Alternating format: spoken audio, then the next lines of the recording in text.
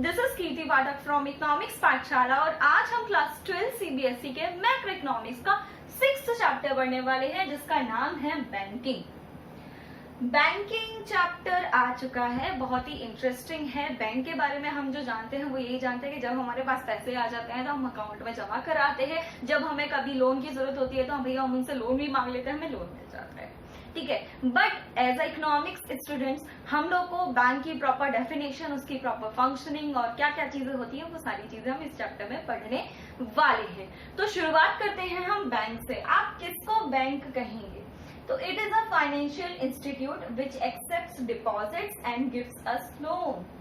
ऐसा फाइनेंशियल संस्थान जहां पर जब हम अपने डिपॉजिट्स को लेकर जाएं तो वो हमारे डिपॉजिट्स को वेलकम करें, हमारे अकाउंट में उसको डिपॉजिट कर ले, या जब हमें पैसों की जरूरत हो हम उनसे लोन मांगने जाएं, टर्म्स एंड कंडीशन पे वो हमें लोन दे दें, तो वो दोनों ही फंक्शन एक फाइनेंशियल इंस्टीट्यूट परफॉर्म करता है और उस इंस्टीट्यूट को हम कहते हैं बैंक। ये जो accepting deposits and giving loan है ना, ये फंक्शन कहलाता है बैंकिंग फंक्शन, इसी को हम कहते हैं बैंकिंग।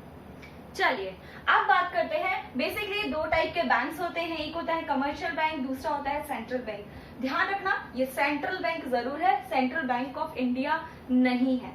तो कमर्शियल बैंक खुली और सेंट्रल बैंक खुली, बस इतना दिमाग में याद रख लेना। एक मार्क्स का क्वेश्चन यहाँ से पूछा जाता है कि कमर्शियल बैंक खुलने का मेन मोटिव क्या है। ये बैंक कुछ भी काम करती हैं, अगर आपसे पैसा ले रही हैं, आपको पैसा दे रही हैं, तो इसमें इनका क्या काम है, मेन इनका मोटिव क्या होता है परफॉर्मेंस करने का। तो इनका मोटिव होता है जस्ट मेकिंग प्रॉफिट या profit maximisation is their main motive, ठीक है। जो भी काम करते हैं वो अपने प्रॉफिट मेकिंग के लिए करते हैं, प्रॉफिट मैक्सिमाइजेशन के लिए करते हैं। और वहीं पे हमारी जो सेंट्रल बैंक है, जिसको हम केंद्रीय बैंक कहते हैं, सरकारी बैंक कहते हैं, मतलब सरकार की बैंक कहते हैं, उसका काम होता है social welfare. As you all know सरकार का मेन उद्देश्य यही होता है कि सोसाइटी की वेलफेयर हो। और मैं ये कहूंगी कि ये बैंक ना सोशल वेलफेयर करती है, और किन टर्म्स में करती है? मॉनेटरी टर्म्स में, पैसों से रिलेटेड सोशल वेलफेयर ये लोग करते हैं। तो समझते हैं कि कमर्शियल बैंक्स होते क्या हैं। तो commercial banks it is an financial institutes which accepts deposit from public and advances loan to the public with the aim of profit making। इनका काम यही है कि इनके पास कभी कोई पैसा लेकर पहुंच जाए, जो कि सेविंग्स के रूप में होती है ऑब्वियसली, तो वो उसको एक्सेप्ट कर लेते हैं। और दूसरा इनका जो काम होता है वो ये होता है कि जब भी कभी किसी को पैसे की जरूरत होती है तो ये पैसा देते हैं, लेकिन पैसा देने के पीछे इनका जो मेन उद्देश्य होता है वो प्रॉफिट मेकिंग होता है। एंड यहाँ से मैं आपको बता ही चुकी हूँ कि यहाँ से एक मार्क्स का क्वेश्चन बनता है that what is the aim of commercial bank, या फिर उसका मोटिव क्या होता है ये सारे काम करने के। चलिए अब बात करेंगे हम फंक्शंस ऑफ कमर्शियल बैंक्स के, भैया ये काम क्या करते हैं। जो इसकी डेफिनेशन है ना बच्चों, वही इसका फंक्शन है। पहला जो फंक्शन है वो है हमारा एक्सेप्टिंग डिपॉजिट्स। क्या होता है, दुनिया जो इनकम अटेन करती है उसमें से कुछ खर्च करती है, बाकी बचा कुचा क्या आती है उसकी सेविंग्स। और आज हर कोई अपनी सेविंग्स को किसके पास रखता है? बैंक के पास रखता है। तो जितनी भी सेविंग्स है वो डिपॉजिट्स के रूप में कहाँ जाती है? बैंक के पास। और जब भी हम किसी बैंक के पास जाते हैं तो बैंकर हमसे साफ साफ पूछता है कि sir we are ready to accept your deposits but in which account you need to maintain your savings, ठीक है। वो ये साफ साफ बोल देता है कि भैया हम आपके डिपॉजिट सेव कर लेंगे और सिक्योर रहेंगे, विद इंटरेस्ट भी हम आपको देंगे, लेकिन आपको किन किन अकाउंट्स में वो काम करना है। तो पहले तो मैं आपको बता दूं, अकाउंट हमारे 4 टाइप के हैं। पहला होता है हमारा सेविंग अकाउंट। ये वो अकाउंट होता है जो आम आदमी खुलवाता है। यहाँ पे आप जब भी पैसा जमा करने जाओगे वो जमा कर देगा, आप जब भी पैसा मांगने जाएंगे ये आपको इन रिटर्न भी पैसा जमा कर देगा। इसमें जो रेट ऑफ इंटरेस्ट लगता है वो थोड़ा सा कम मिलता है, लेकिन हाँ सिक्योर्ड रहता है, पैसे में कहीं भी कोई दिक्कत नहीं आती है, मतलब सेविंग में कोई दिक्कत नहीं आती। और मेरे हिसाब से आज दुनिया में जो 18 से ऊपर है या जो माइनॉरिटी में है वो सभी लोग सेविंग करते हैं। किस अकाउंट में? सेविंग अकाउंट में, ठीक है। चलिए बात करते हैं हम अपने करंट अकाउंट की। जो दूसरा टाइप का अकाउंट आता है वो आता है हमारा करंट अकाउंट। ये किस टाइप का अकाउंट है? देखिए, ये करेंट अकाउंट अगर मैं आपको सीधे सीधे भाषा में बताना चाहूँ तो ये अकाउंट खोला जाता है बाय द बिग एंटरप्रेन्योर्स, या फिर जो बड़े बड़े उद्योगपति होते हैं वो लोग ये अकाउंट खोलते हैं। क्यों खोलते हैं? क्योंकि इनको क्या होता है कि हर घंटे ना करोड़ों का कभी डिपॉजिट करते हैं, कभी पेमेंट करते हैं, कहीं कुछ।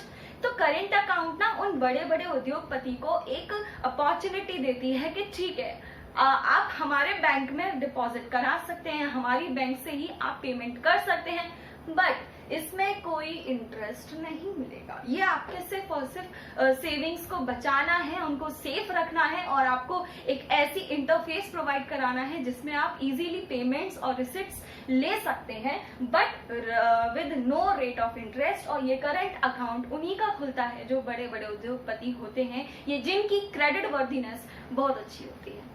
चलिए, थर्ड टाइप का जो अकाउंट आता है वो हमारा आता है एफडी अकाउंट, जिसको हम कहते हैं फिक्स्ड डिपॉजिट्स अकाउंट। ये अकाउंट जो होता है ना, ये इसमें क्या होता है, हम एक बल्क अमाउंट कुछ टाइम पीरियड के लिए क्या कर देते हैं, बैंक से बोल देते हैं कि आप हमें इस इतने अमाउंट को आप इसको सेव करके रख लीजिए, ठीक है। और इस अकाउंट में आपको rate of interest saving account से थोड़ा सा ज्यादा मिलता है, और इस अकाउंट में एक ये कमी है कि आप जिस भी टाइम पीरियड तक वो अमाउंट, वो लमसम अमाउंट मेंटेन करते हैं, उससे पहले आप उस लमसम अमाउंट को, या मैच्योरिटी डेट से पहले वो लमसम अमाउंट में से कोई भी अमाउंट नहीं निकाल सकते। आप सबके दिमाग में आएगा कि अगर मैम निकाल लिया फिर भी, तो कोई नहीं, अगर आप एफडी से एफडी तोड़वाते हैं, एफडी अकाउंट हटवाते हैं, आपको पैसा चाहिए, तो जितने टाइम ड्यूरेशन के लिए वो एफडी में रहा है, आपको एफडी का रेट ऑफ इंटरेस्ट तो नहीं मिलेगा,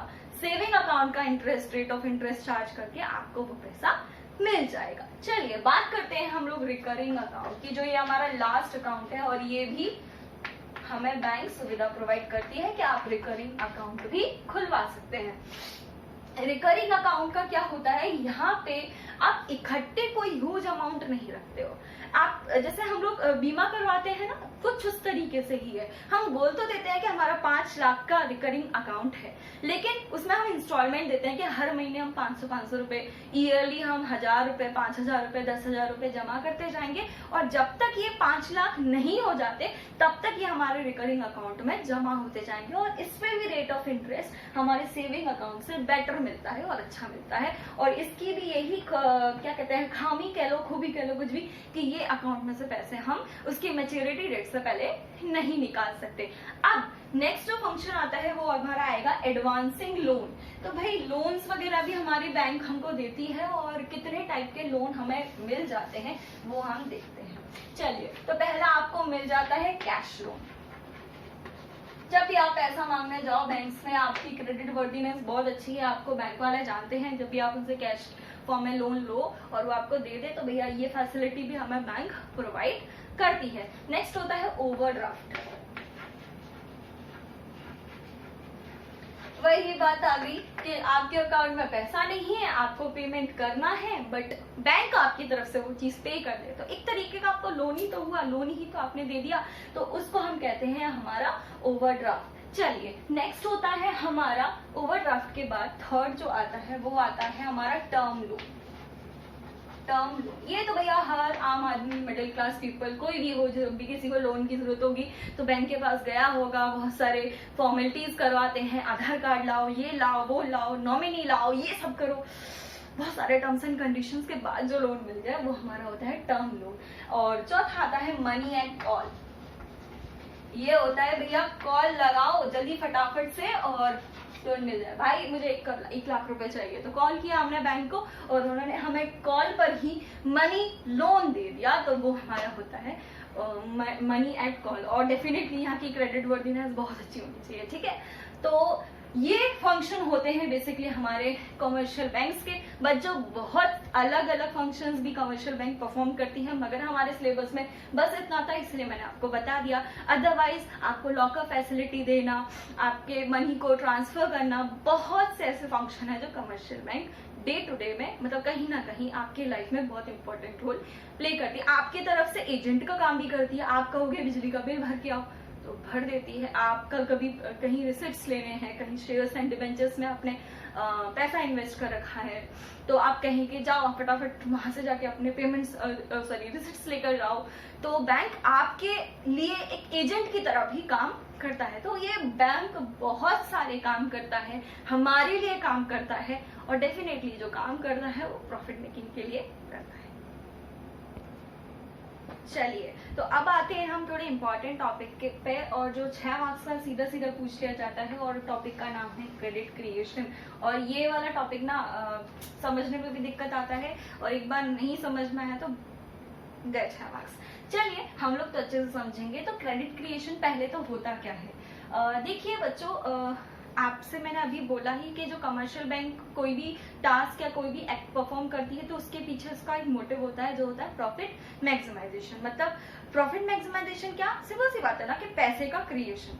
तो आपको पहले मैं एक चीज क्लियर कर दूं कि मनी जो हाई पावर्ड मनी होती है, फिएट मनी होती है, या लीगल टेंडर मनी होती है, डेफिनेटली नो डाउट हमारी आरबीआई या हमारी केंद्रीय बैंक ही छापती है, उसी को इशू करती है। मगर पैसों से पैसा बनाने की तकनीक को, या पैसों से पैसा बनाया जाए, ये कौन परफॉर्म करता है, हमारी कमर्शियल बैंक परफॉर्म करती है। वो कैसे करती है, they create money from the demand deposits, and इसी प्रोसेस को, इसी फंक्शन को हम क्रेडिट क्रिएशन या फिर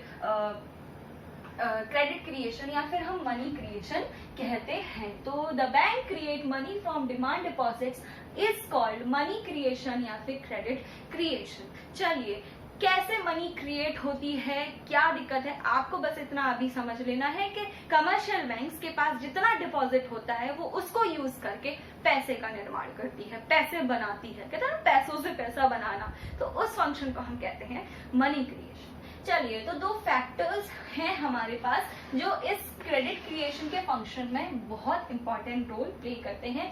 पहला होता है हमारा प्राइमरी डिपॉजिट, और दूसरा होता है LRR। प्राइमरी डिपॉजिट्स, इसको ही हम डिमांड डिपॉजिट्स भी कहते हैं। मतलब कमर्शियल बैंक्स के पास जो इनिशियल डिपॉजिट्स अमाउंट उनके पास रहता है in the form of their deposits, उसको हम कहते हैं primary deposits. LRR, legal reserve ratio, ये क्या कहते हैं कि कमर्शियल बैंक को अपने डिपॉजिट्स का कुछ पार्ट रिजर्व में रखना पड़ता है as per the guidelines of central bank.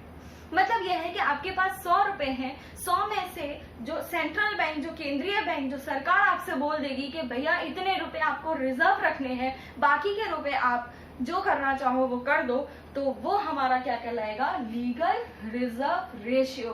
And this is very mandatory to every bank, they have to maintain that legal reserve ratio. Formula देख लेते हैं, और फॉर्मूला क्या है, मनी क्रिएशन। भैया यहाँ से हमें पता चल जाता है कि कितने पैसों से कितना पैसा बनाएगी हमारी कमर्शियल बैंक। और फॉर्मूला क्या कहता है, पीडी का मतलब प्राइमरी डिपॉजिट इनटू 1/LRR।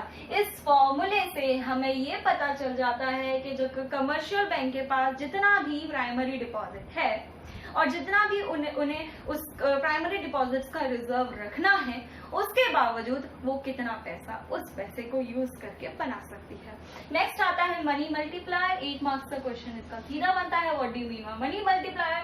तो जो इसकी डेफिनेशन, जो इसकी फॉर्मूला है वही इसकी डेफिनेशन बन जाती है, that money multiplier is the reciprocal of legal reserve ratio. भैया उसी का उल्टा कर दो, लीगल रिजर्व रेशियो से ही मनी मल्टीप्लायर हो जाता है। मनी मल्टीप्लायर बताता क्या है कि आप अपने पैसे का कितना गुना पैसा क्रिएट कर सकते हैं। हम समझेंगे एक एग्जाम्पल लेकर कि कैसे कैसे पैसे को जनरेट होते हैं। हमने ये समझा कि मनी क्रिएट किया जाता है, पैसे से पैसे बनाया जाता है। उसके 2 फैक्टर देख लिए कि प्राइमरी डिपॉजिट्स पता होने चाहिए, लीगल रिजर्व रेशियो पता होना चाहिए, फॉर्मूले देख लिए, और अब हम फंक्शनिंग पढ़ने वाले हैं, मतलब उसका तरीका पढ़ने वाले हैं। और तरीका पढ़ने से पहले इकोनॉमिक्स में अजम्पशंस ना आए, ये तो हो ही नहीं सकता। तो अजम्पशंस हमारे इस मनी मल्टीप्लायर मल्टीप्लायर के दो हैं। पहला तो ये है कि जितनी भी एक्टिविटी होंगी पैसे से रिलेटेड वो सारी की सारी बैंक में होगी। अगर आप लोन लोगे तो बैंक से लोगे और अगर आप पैसा जमा करोगे तो बैंक में करोगे। और दूसरा इन्होंने एक अजम्पशन लिया है कि सारे बैंक्स वन एक ही हैं, मतलब कोई अलग अलग बैंक नहीं है, ये बैंक ये बैंक ये बैंक, मतलब जो भी बैंक है कहीं भी पैसा जमा होगा। मान लो अगर मैं बैंक हूं तो कहीं भी पैसा अगर कोई भी इंसान जमा कर रहा है तो अल्टीमेटली वो पैसा मुझ तक ही आएगा।